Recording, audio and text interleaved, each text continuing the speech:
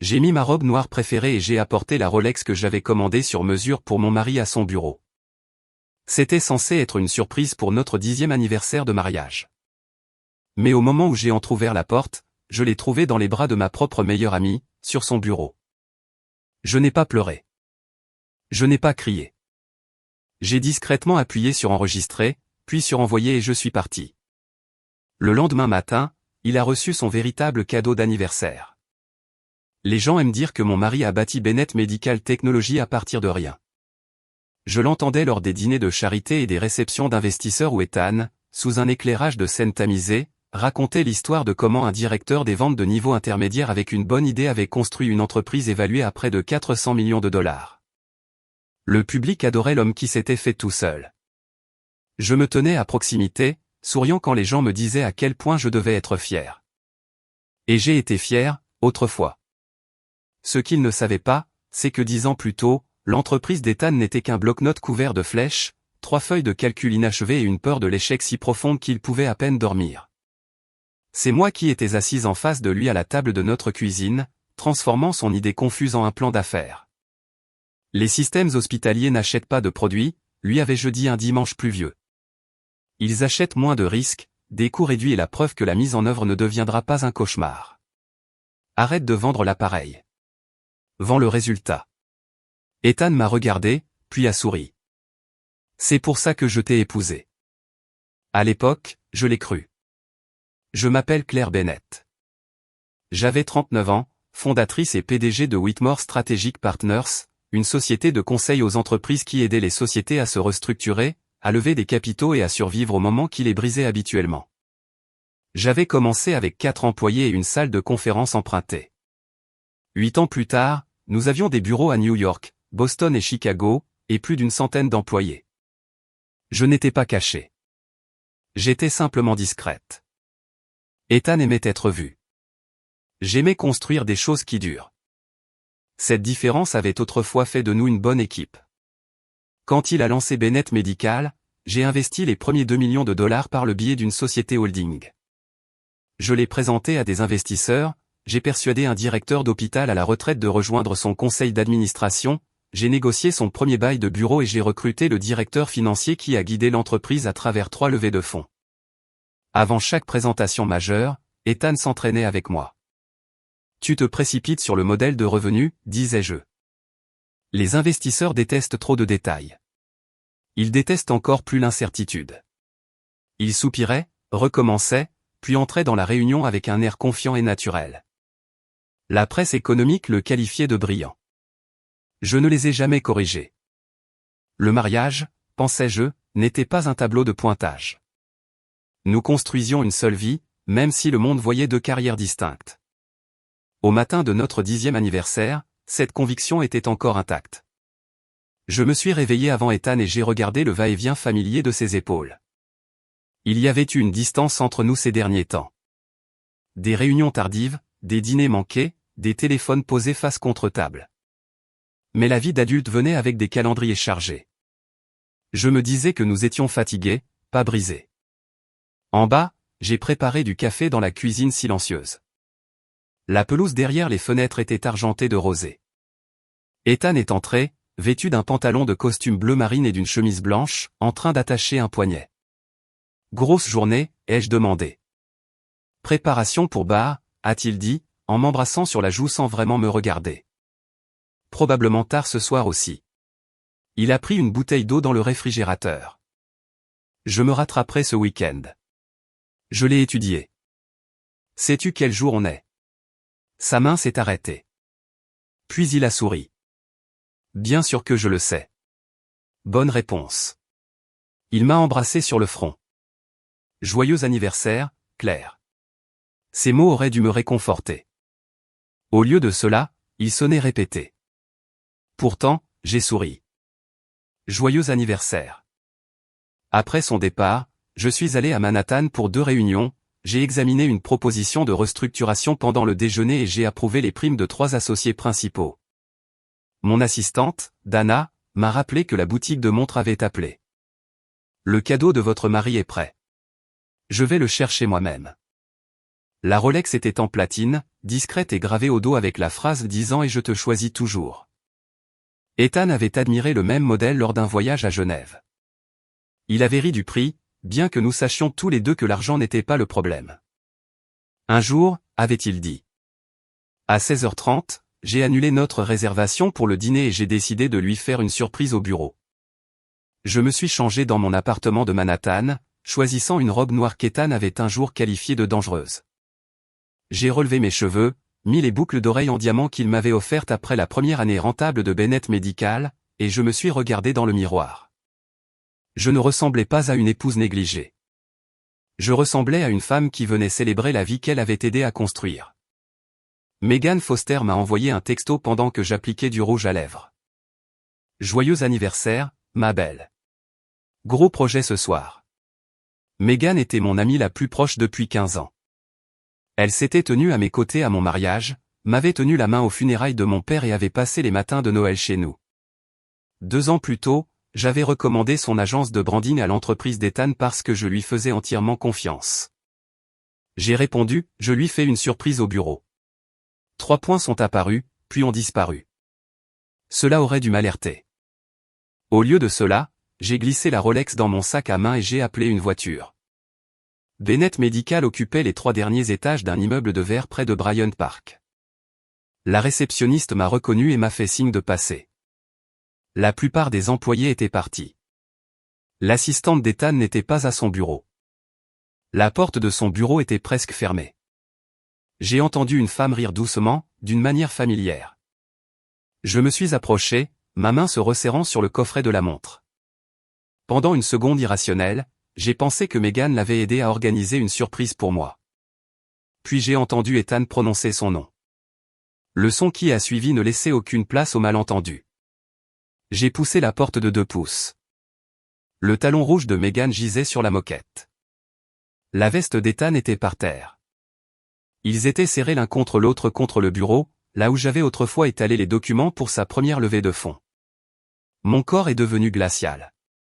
Chaque détail est devenu douloureusement net. L'ordinateur portable ouvert, le verre de whisky, la main de Megan sur son épaule, la couverture de magazine encadrée derrière eux qualifiant Ethan Bennett d'architecte des soins de santé modernes. J'aurais pu crier. J'aurais pu jeter la montre. Au lieu de cela, j'ai sorti mon téléphone. J'ai enregistré 12 secondes, assez longtemps pour montrer leur visage, le bureau, les dossiers d'acquisition confidentiels ouverts sur le bureau d'Ethan et le badge de visiteur de Megan à côté d'eux. Puis j'ai envoyé la vidéo à 3 personnes, Robert Haye, président du conseil d'administration, Laura Kim, directrice juridique de Bennett Medical, et Daniel Reeves, mon avocat. J'ai ajouté une phrase, « Veuillez préserver tous les dossiers de l'entreprise et me contacter avant de prendre toute mesure. » Puis j'ai fermé la porte et je me suis dirigé vers l'ascenseur. Derrière moi, Ethan a appelé mon nom. Je ne me suis pas retourné. Pendant 10 ans, je m'étais tenu derrière lui. Ce soir-là, je me suis finalement retiré. J'ai dormi exactement 2 heures. Pas parce que je ne pouvais pas arrêter de penser à Ethan et Megan. Curieusement, cette image s'était déjà installée en quelque chose de froid, presque clinique, comme si mon esprit avait décidé qu'il n'y avait aucune valeur à la rejouer encore et encore. Ce qui me tenait éveillé n'était pas le chagrin. C'était la logistique. À 6h30 le lendemain matin, j'étais dans ma cuisine avec une tasse de café noir, un bloc-notes ouvert, faisant une liste, compte personnel, compte joint, police d'assurance, titre de propriété, participation d'entreprise, document de fiducie.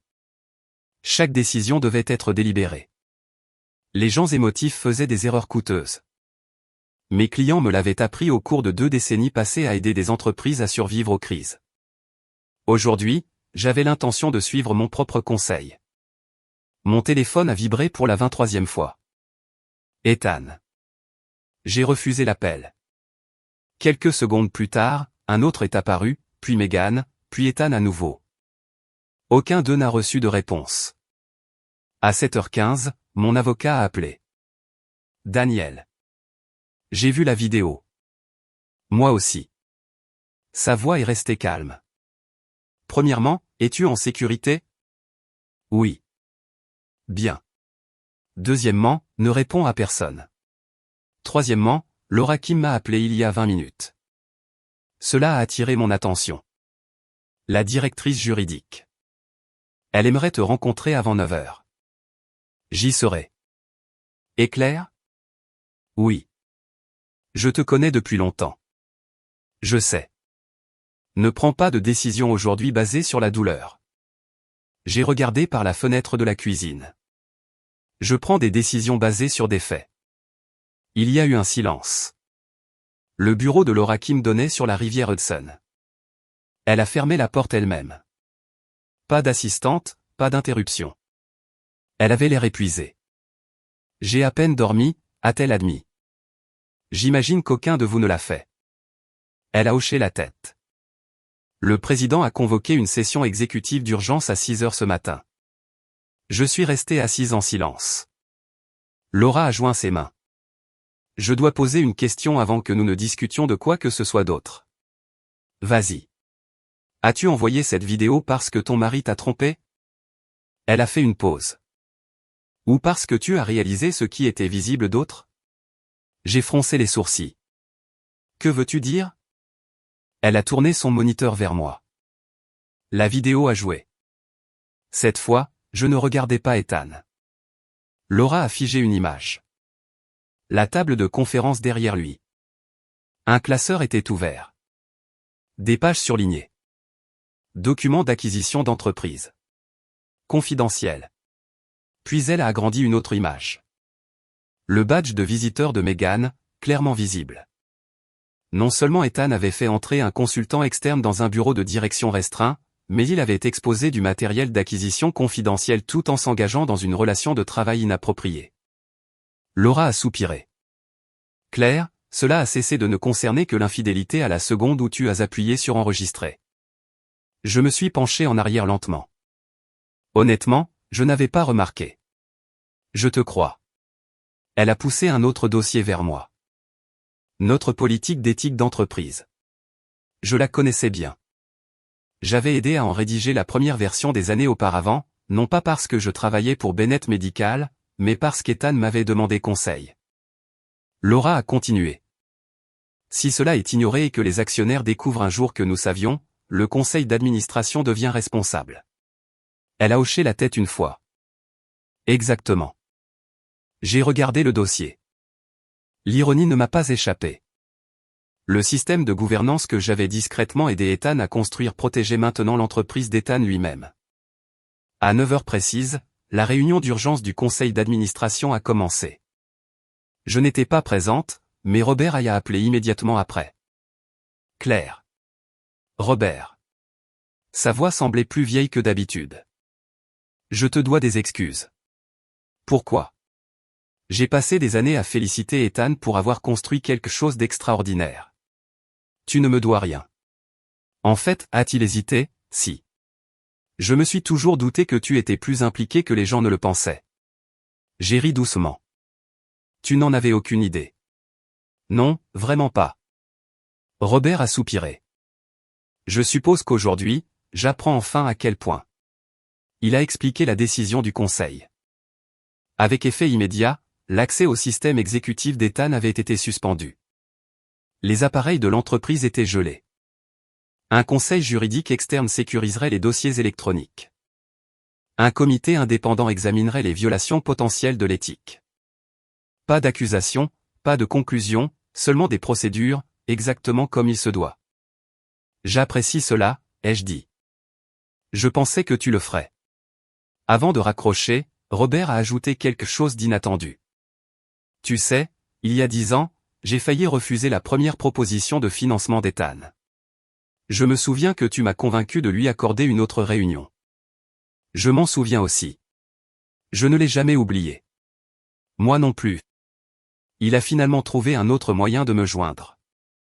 Il a appelé d'un numéro inconnu. J'ai répondu. Claire.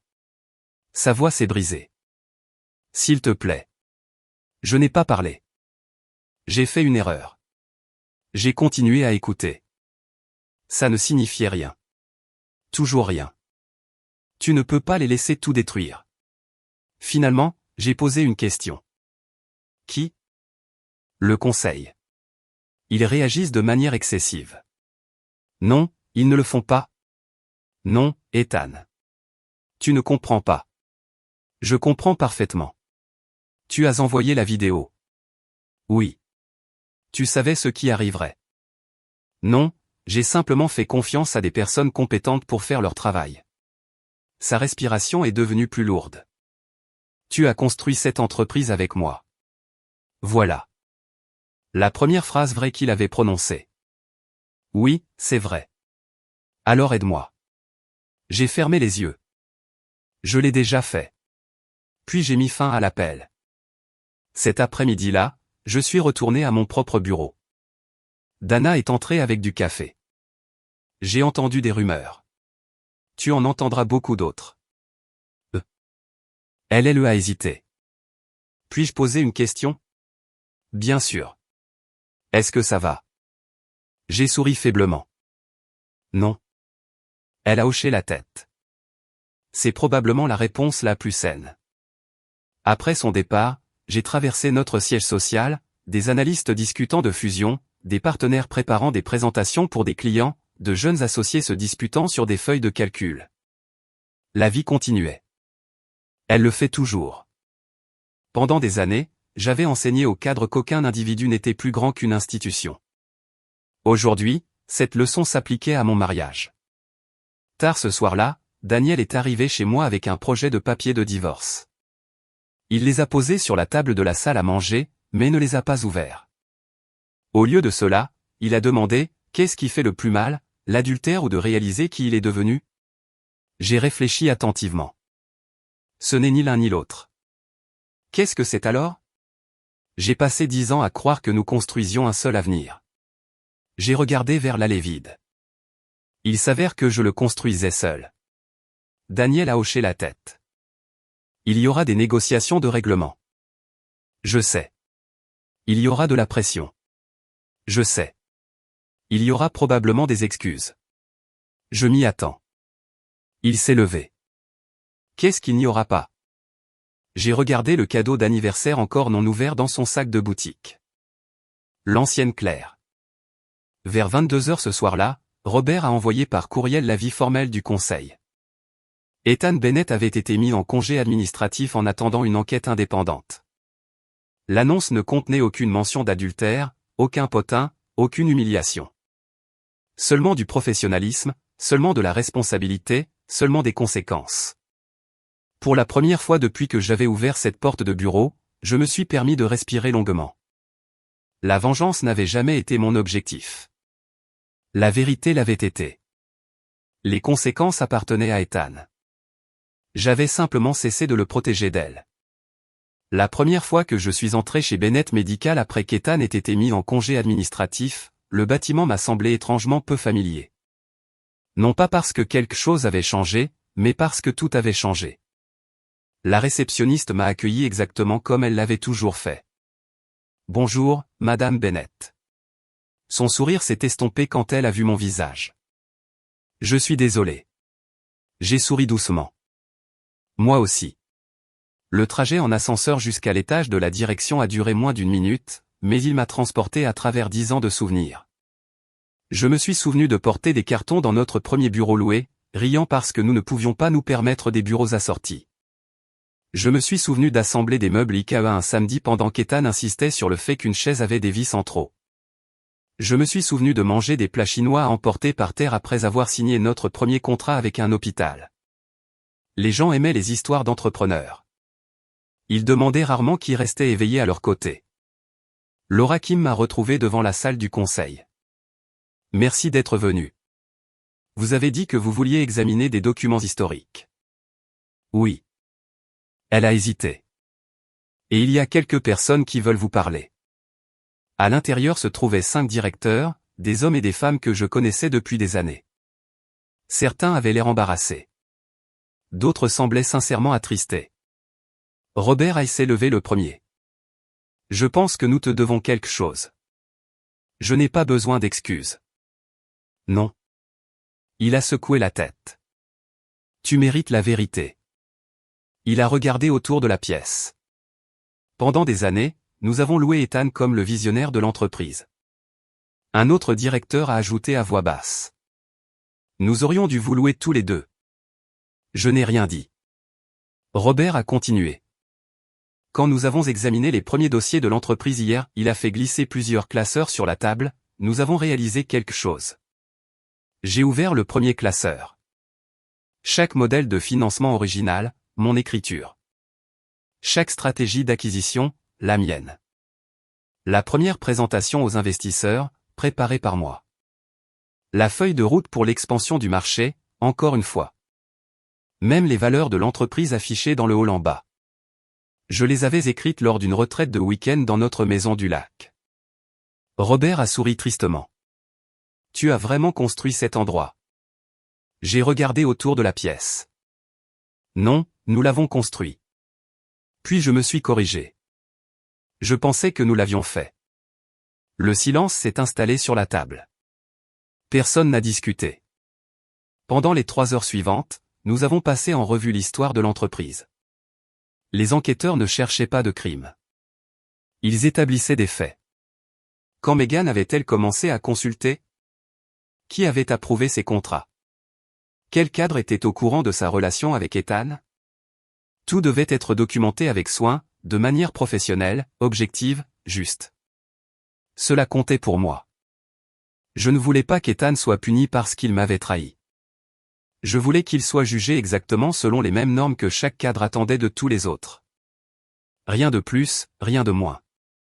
Pendant une courte pause, Laura m'a tendu un café. Tu as géré cela mieux que presque n'importe qui aurait pu le faire. J'ai regardé la vapeur monter de la tasse.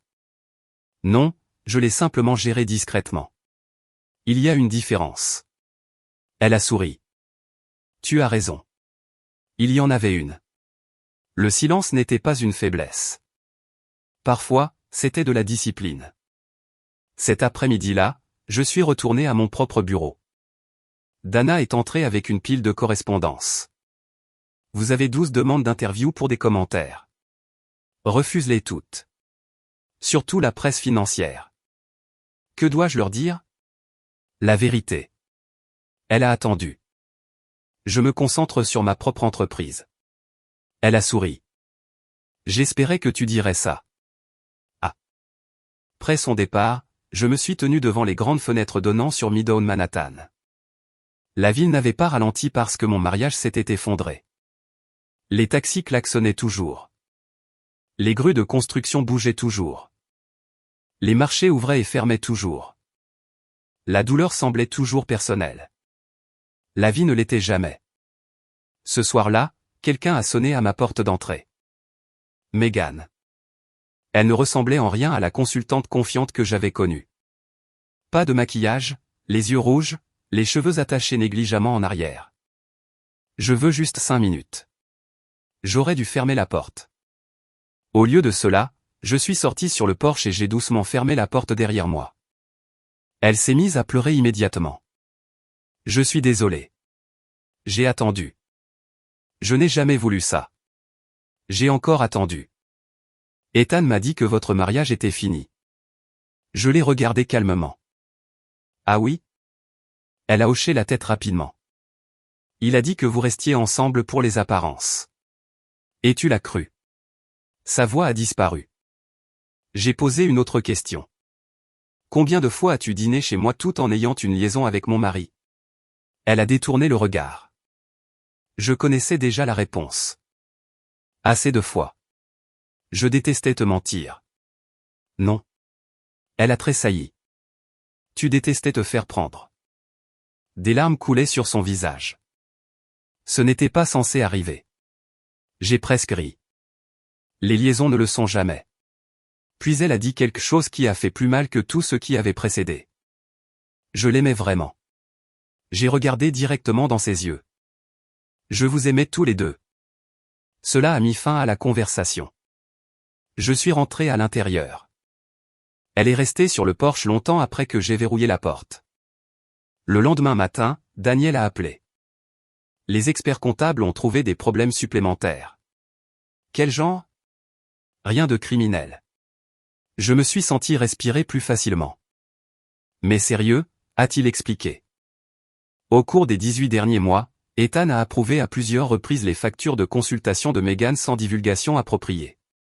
Des notes de frais ont été signées après des voyages d'affaires ou des vacances personnelles étaient mélangées avec des déplacements professionnels.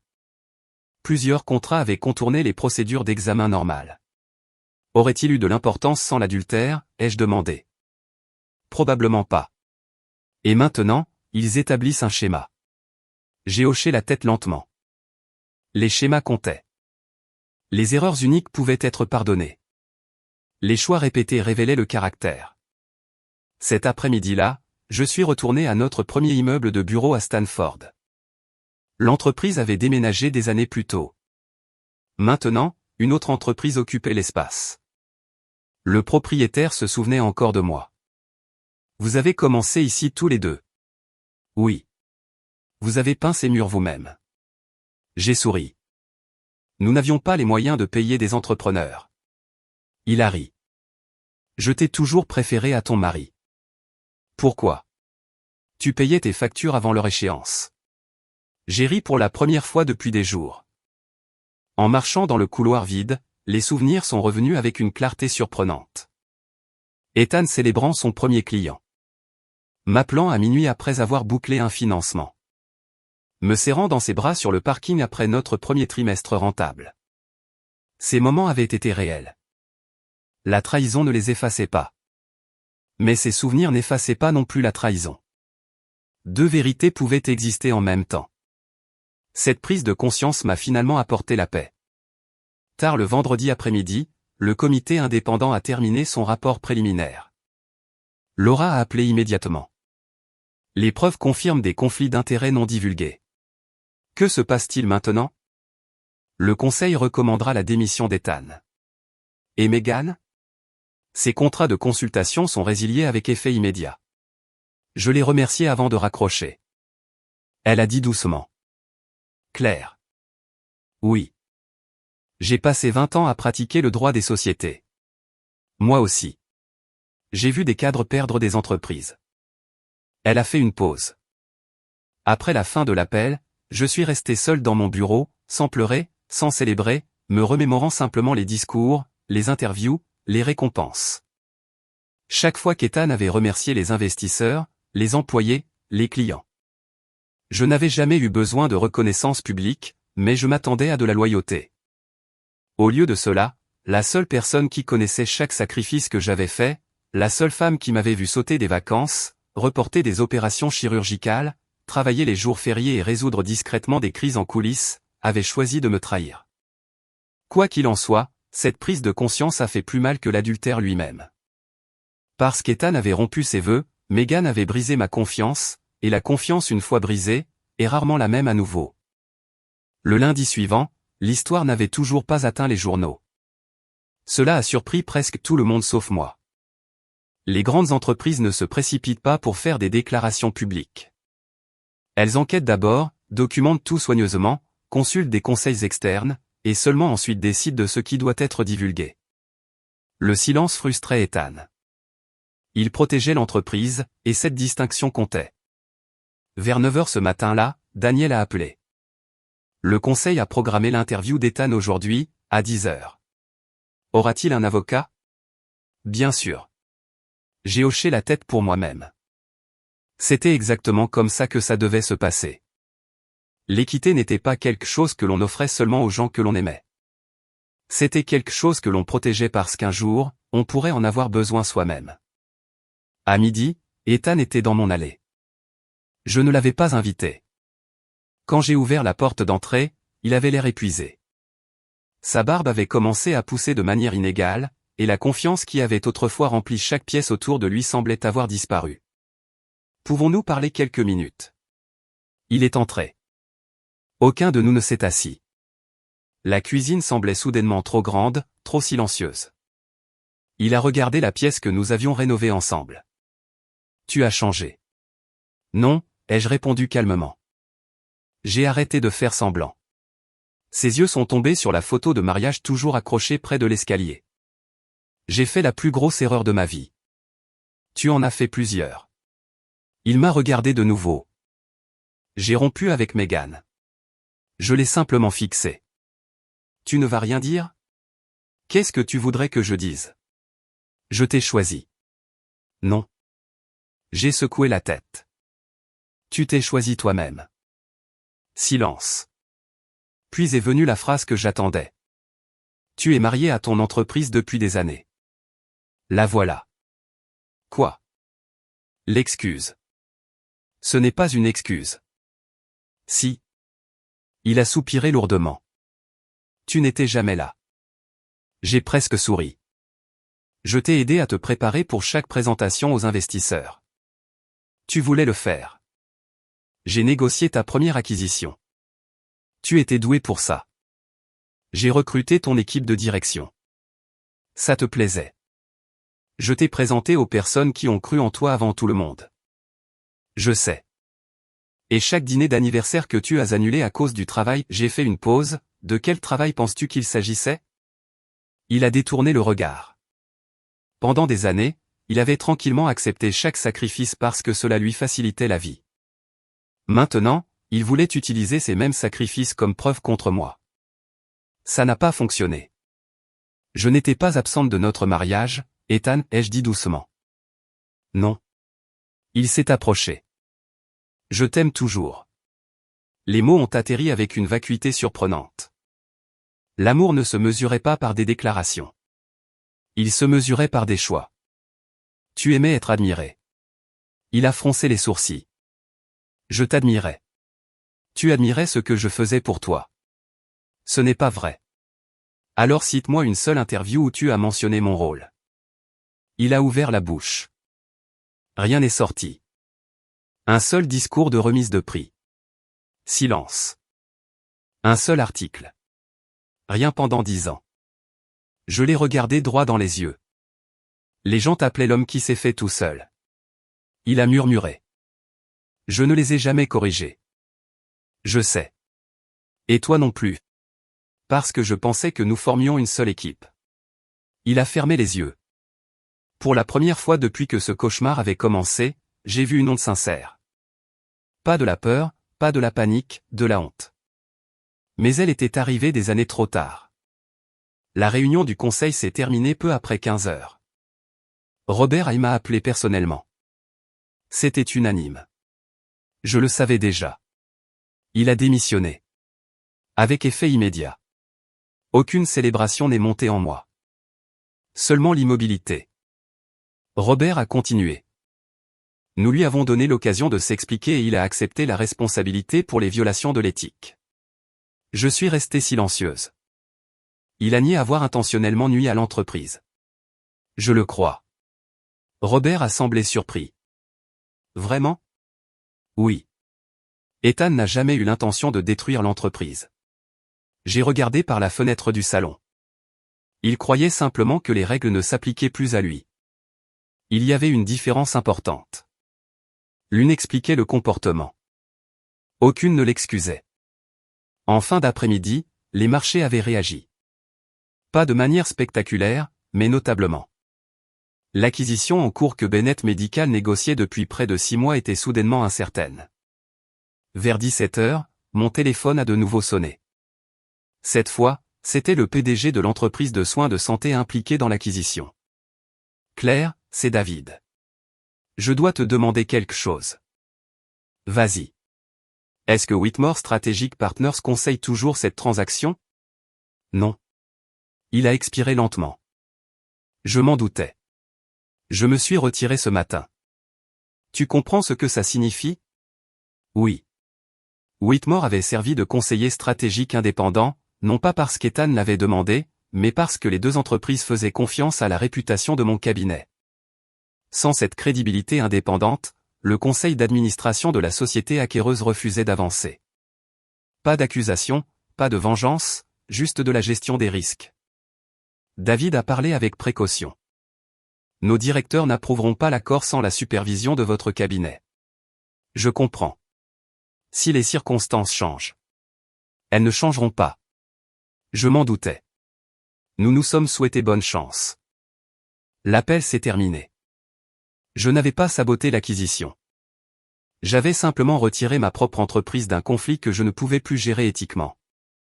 Le reste s'est produit naturellement. Ce soir-là, Ethan a rappelé. Cette fois, j'ai répondu. L'acquisition a échoué. Je sais. Tu savais que ça arriverait. Je savais que mon cabinet ne pouvait pas continuer.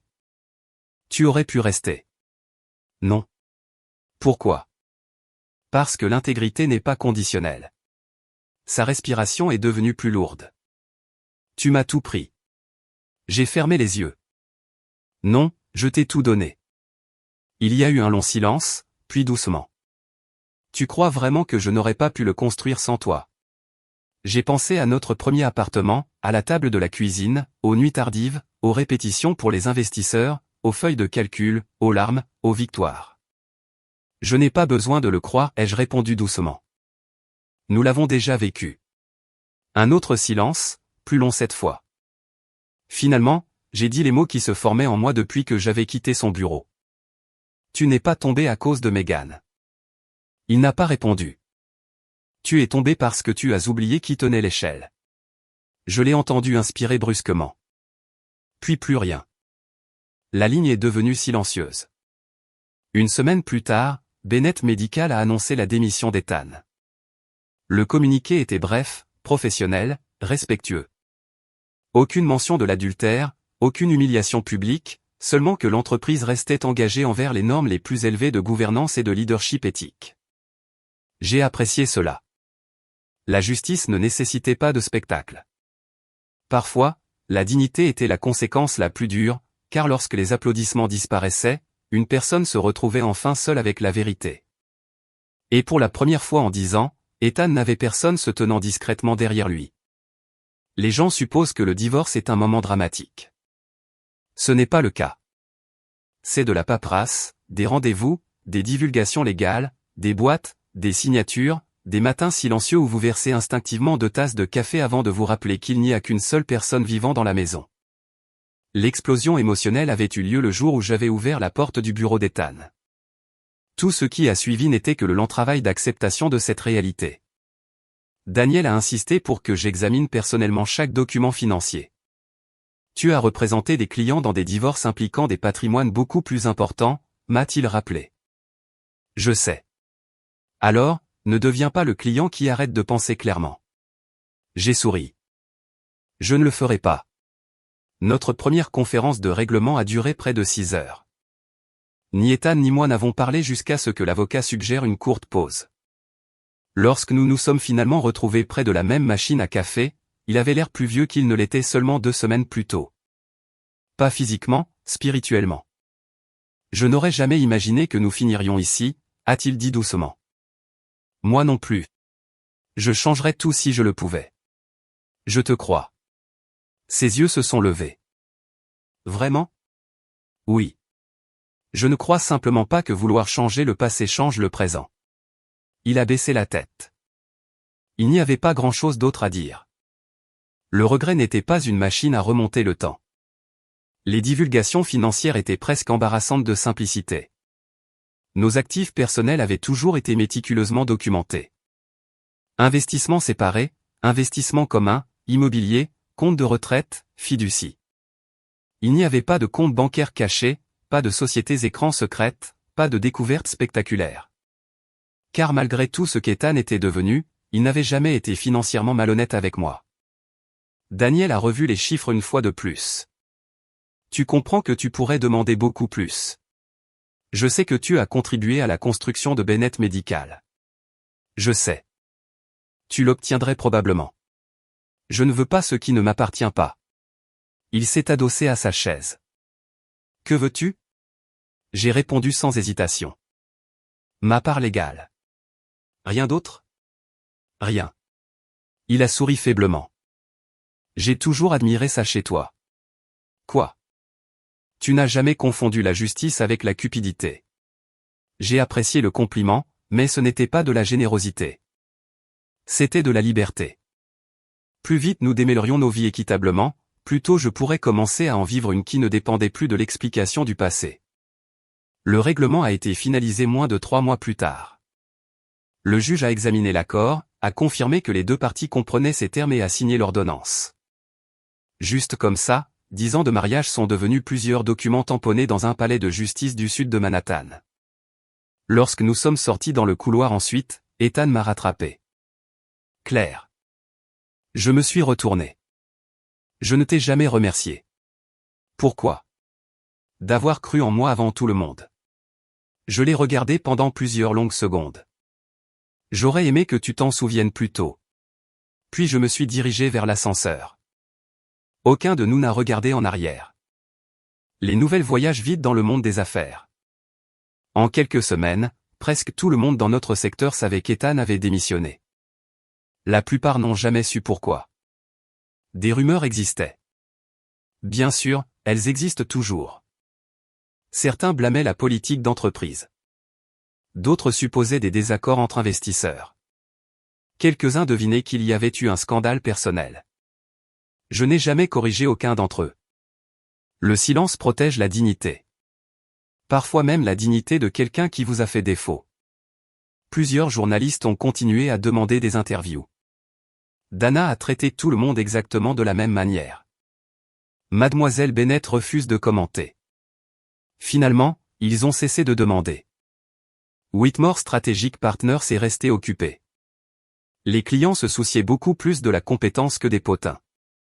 Au contraire, notre réputation s'est renforcée. Les gens ont vu que je m'étais retiré d'un engagement conflictuel plutôt que de compromettre l'éthique professionnelle. Cela comptait. La confiance est difficile à gagner, remarquablement facile à perdre. J'ai eu des nouvelles de Meghan par des connaissances communes. Son agence de branding a perdu Bennett Medical comme son plus grand client. D'autres entreprises de soins de santé ont discrètement choisi d'autres agences. Personne ne l'a publiquement accusé de quoi que ce soit. Personne n'en avait besoin. Les cadres préféraient simplement éviter les risques inutiles. Des mois plus tard, j'ai appris qu'elle avait déménagé dans un autre État pour reconstruire son entreprise. J'espérais sincèrement qu'elle réussirait. Non pas parce qu'elle méritait une autre chance plus que quiconque. Mais parce que tout le monde mérite l'opportunité de devenir meilleur que la pire décision qu'il ait jamais prise. Quant à savoir si elle le ferait, je ne pouvais pas le dire. Un vendredi après-midi, j'ai reçu une invitation inattendue de l'école de commerce où j'avais obtenu mon MBA. La doyenne voulait me rencontrer pour le déjeuner. Elle a expliqué que les candidatures de femmes intéressées par l'entrepreneuriat avaient augmenté de façon constante, mais que beaucoup avaient du mal à payer les frais de scolarité. Nous cherchons des partenaires pour des bourses. J'ai regardé autour du café du campus. Des étudiants se dépêchaient entre les cours, transportant des sacs à dos, des ordinateurs portables et des tasses de café surdimensionnées. Ils me rappelaient la femme que j'avais été autrefois. Ambitieuse, terrifiée, pleine d'espoir. Quel genre de bourse? Elle a souri. Une qui soutient les femmes qui créent des entreprises. La réponse est venue presque immédiatement. J'aimerais la financer. Ses yeux se sont agrandis. Entièrement? Oui. Comment aimeriez-vous l'appeler? J'ai réfléchi un seul instant. La bourse des bâtisseurs. Elle avait l'air perplexe. Bâtisseur? J'ai hoché la tête. Les personnes qui créent des choses ne sont pas toujours sur scène. Elle a souri lentement. J'aime ça. Moi aussi. Au cours des mois suivants, Whitmore Strategic Partners a créé une dotation pour soutenir les femmes entrepreneurs de première génération poursuivant des innovations dans les domaines de la santé, de la finance et de la technologie. Lors de la cérémonie d'inauguration, l'université m'a offert l'opportunité de faire un discours. J'ai refusé les remarques préparées. Au lieu de cela, je me suis tenu derrière le podium et j'ai parlé de mémoire. L'histoire célèbre les fondateurs. La salle est devenue silencieuse. Mais chaque entreprise prospère est également construite par des personnes dont les noms n'apparaissent jamais dans les gros titres des magazines. J'ai regardé à travers l'auditoire. Le stratège, le comptable, l'ingénieur, le conjoint qui y croit avant les investisseurs, le mentor qui ouvre une porte importante, l'employé qui résout des problèmes que personne d'autre ne remarque. J'ai souri doucement. Si vous êtes l'une de ces personnes, j'ai fait une pause, s'il vous plaît, ne confondez jamais le fait d'être invisible avec le fait d'être sans importance. Les applaudissements ont duré beaucoup plus longtemps que prévu, non pas parce que j'avais parlé brillamment, mais parce que beaucoup de gens se sont reconnus dans ces mots. Ce soir-là, après être rentré chez moi, je suis allé dans le bureau où la Rolex d'anniversaire reposait encore dans sa boîte verte non ouverte. Je l'ai prise, je l'ai retournée. J'ai lu la gravure une dernière fois. 10 ans et je te choisis toujours. J'ai souri tristement. Non pas parce que les mots étaient faux, mais parce qu'ils étaient vrais. Je l'avais choisi pendant 10 ans. Maintenant, enfin, je me choisissais moi-même. Une année change les gens. Pas d'un seul coup. Pas de la manière dramatique que les films aiment à prétendre. Elle vous change tranquillement, à travers des matins ordinaires, de nouvelles routines, des conversations que vous ne vous attendiez jamais à avoir. Et la prise de conscience progressive qu'un souvenir qui vous paralysait autrefois passe maintenant simplement dans votre esprit avant de s'éloigner à nouveau. Au premier anniversaire de mon divorce, je me suis réveillé avant le lever du soleil. Les vieilles habitudes ont la vie dure. Pendant près d'une décennie, j'avais commencé mes matinées en examinant les rapports de marché avant qu'Ethan ne se réveille. Maintenant, je les examinais parce que j'aimais mon travail, non pas parce que le succès de quelqu'un d'autre en dépendait. J'ai fait du café, ouvert les portes-fenêtres et regardé la lumière matinale s'installer sur le jardin. Pour la première fois depuis très longtemps, le silence semblait paisible au lieu d'être solitaire. Whitmore Strategic Partners avait connu sa meilleure année depuis la fondation de l'entreprise. Non pas parce que les clients avaient pitié de moi. Les affaires récompensent rarement la sympathie. Elles récompensent la confiance. Plusieurs entreprises de soins de santé du Fortune 500 nous avaient engagés après avoir observé comment nous avions géré les conflits d'intérêts pendant la crise de Bennett Medical. Elles savaient que nous renoncerions à un travail rentable avant de compromettre nos principes. Cette réputation valait bien plus que n'importe quel contrat unique. Ironiquement, l'année la plus difficile de ma vie personnelle était devenue la plus forte de ma vie professionnelle. La bourse des bâtisseurs avait également dépassé toutes les attentes. Notre première promotion comprenait 12 femmes remarquables. L'une avait développé une plateforme logicielle pour les hôpitaux ruraux. Une autre concevait des dispositifs médicaux abordables pour les cliniques pédiatriques. Une troisième avait quitté une carrière d'entreprise confortable à 46 ans pour lancer une entreprise de soins à domicile. Les regarder me rappelait que le courage n'était pas quelque chose de réservé aux jeunes. Parfois, il appartenait aux personnes prêtes à recommencer. Cette leçon n'était pas seulement pour elle. Elle avait été pour moi aussi. Tard ce printemps-là, j'ai assisté à une conférence sur le leadership en santé à Chicago. Ironiquement, c'était la même conférence où Ethan avait un jour accepté un prix en remerciant presque tout le monde sauf la femme assise au premier rang. Cette année, je n'étais pas là pour recevoir une reconnaissance. J'avais accepté de modérer un panel discutant du leadership éthique pendant les périodes de croissance d'entreprise. La discussion s'est terminée par des questions du public. Alors que les gens rassemblaient leurs notes et se dirigeaient vers les sorties, j'ai entendu une voix familière derrière moi. Claire. Je me suis retourné lentement. Ethan. Pendant un moment, aucun de nous n'a parlé. Il avait l'air en bonne santé, plus mince qu'avant. Ses costumes sur mesure coûteux avaient été remplacés par une simple veste bleu marine. Il n'y avait pas d'entourage, pas d'assistant, pas de photographe qui attendait à proximité. Juste un homme debout, seul. Je n'étais pas sûr que tu voudrais me voir. Je n'étais pas sûr non plus. Il a souri faiblement. Je travaille pour une société de logiciels médicaux à Minneapolis maintenant. J'ai entendu dire qu'elle est beaucoup plus petite. J'ai entendu ça aussi. Il a hoché la tête. Ça me plaît. J'espère que c'est le cas. Il a regardé autour de lui avant de reprendre la parole. Je comprends enfin quelque chose. J'ai attendu. Je pensais que le leadership signifiait que les gens me suivaient. Il a ri doucement. Il s'avère que le leadership signifie aussi reconnaître les personnes qui portent le poids que vous ne remarquez même pas. Aucun de nous n'a souri. La vérité n'avait pas besoin de décoration. Je me suis déjà excusé, a-t-il continué. Mais je ne pense pas que je comprenais pourquoi je m'excusais. Et maintenant, oui. Il a rencontré mes yeux. Je n'ai pas seulement trahi notre mariage. Il a fait une pause. Je t'ai effacé de mon succès. Ces mots se sont installés entre nous. Non pas parce qu'ils effaçaient le passé, mais parce qu'ils le reconnaissaient enfin honnêtement. J'ai passé des mois à lire d'anciens procès-verbaux du conseil, a-t-il dit. D'anciennes présentations, des courriels. J'ai vu à quel point tes empreintes étaient sur chaque décision importante. Il a secoué la tête. Je me suis convaincu que ces choses arrivaient naturellement. Ce n'était pas le cas. Non, elles sont arrivées parce que tu les as fait arriver.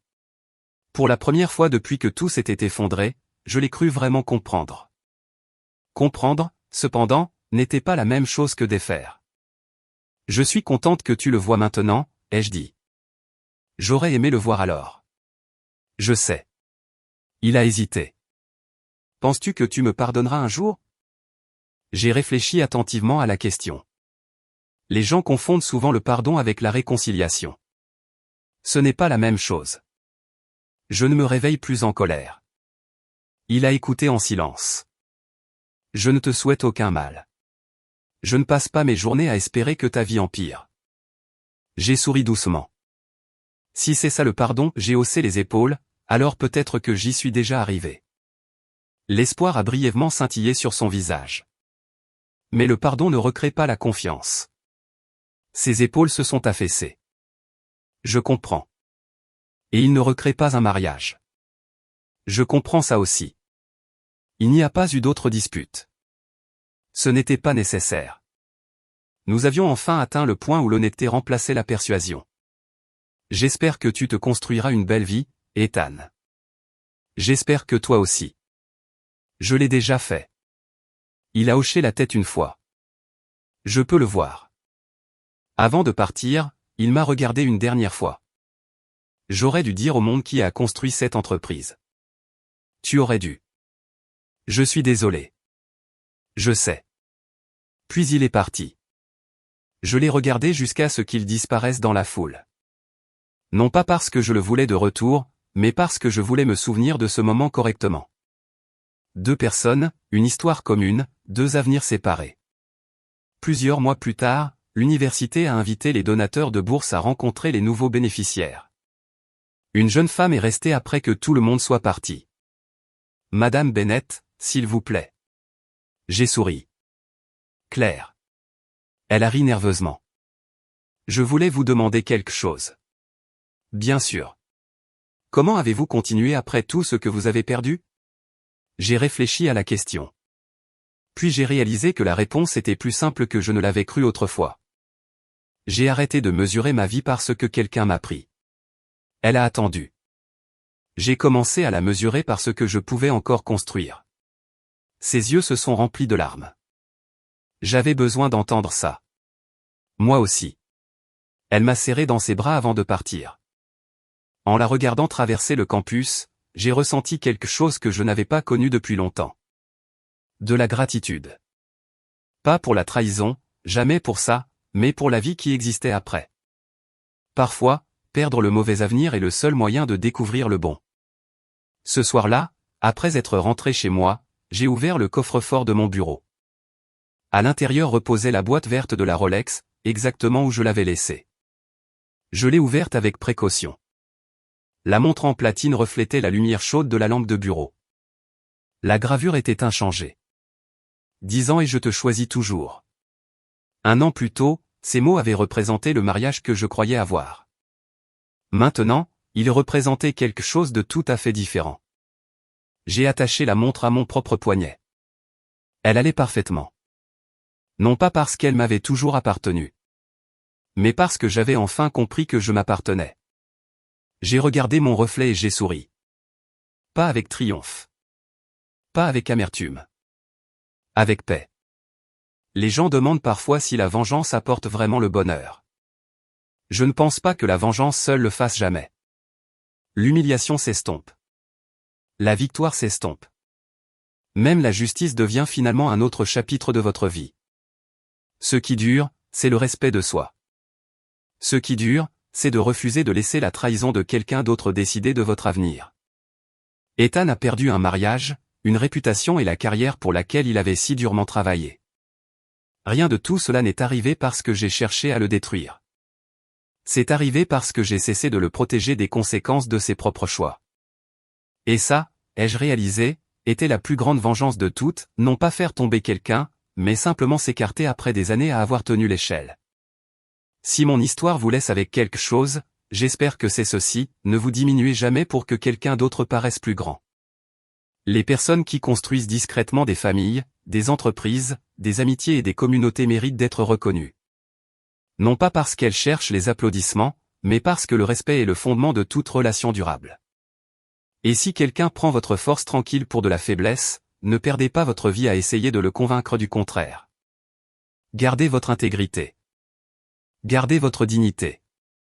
Continuez à construire. Un jour, la vérité a une façon de se présenter d'elle-même. Merci de m'avoir accompagné dans ce voyage. Si cette histoire vous a touché, j'aimerais lire vos pensées dans les commentaires. Avez-vous déjà eu à reconstruire votre vie après que quelqu'un ait pris votre loyauté pour acquise? Si c'est le cas, votre expérience pourrait encourager quelqu'un d'autre qui a besoin d'espoir aujourd'hui. Et si vous souhaitez entendre d'autres histoires sur la résilience, la justice et les nouveaux départs, veuillez envisager de vous abonner et de nous rejoindre pour la prochaine. Cette histoire est entièrement fictive et destinée uniquement à des fins de divertissement et d'éducation.